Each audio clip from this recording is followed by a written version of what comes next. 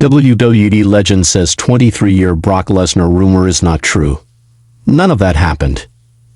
Former WWE champion Brock Lesnar in WWE has a major Jey Uso problem. Brock Lesnar quickly became one of WWE's top stars after debuting on the main roster in 2002. John Bradshaw Layfield, JBL, recently addressed a rumor about the Beast Incarnate's involvement in a fight during his early days with the company. On May 5, 2002, Lesnar fought fellow wrestler Curt Hennig on an airplane after WWE's Insurrection event in London, England. Several versions of the story have been told over the years, with some wrestlers claiming the two men almost broke the emergency exit door. JBL discussed the infamous flight, known as the plane ride from hell, on the Something to Wrestle podcast. According to the WWE Hall of Famer, tales about Hennig and Lesnar nearly breaking the door are inaccurate. Curt had boots on, Brock was barefoot, and Curt stomped him with his heel on Brock's barefoot. And Brock screams, throws him over his head, JBL said. But in my opinion, there was never a concern about them going through the emergency exit. Never. Not one. I was standing right beside it.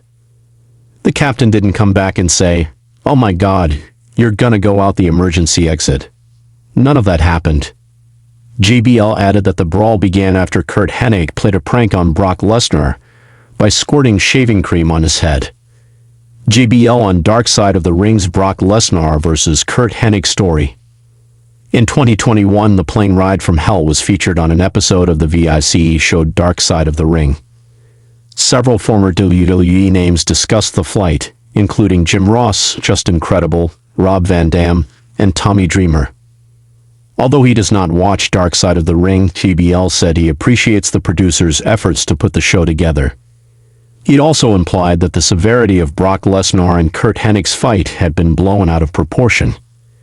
If people had watched it and they have a different view of that, and they thought there was a chance they'd go through, I can't read minds, but I was standing right there. And as far as the group that I was standing with, nobody was concerned they were gonna go through the exit or anything like that. JBL said. They were just wrestling. They were playing.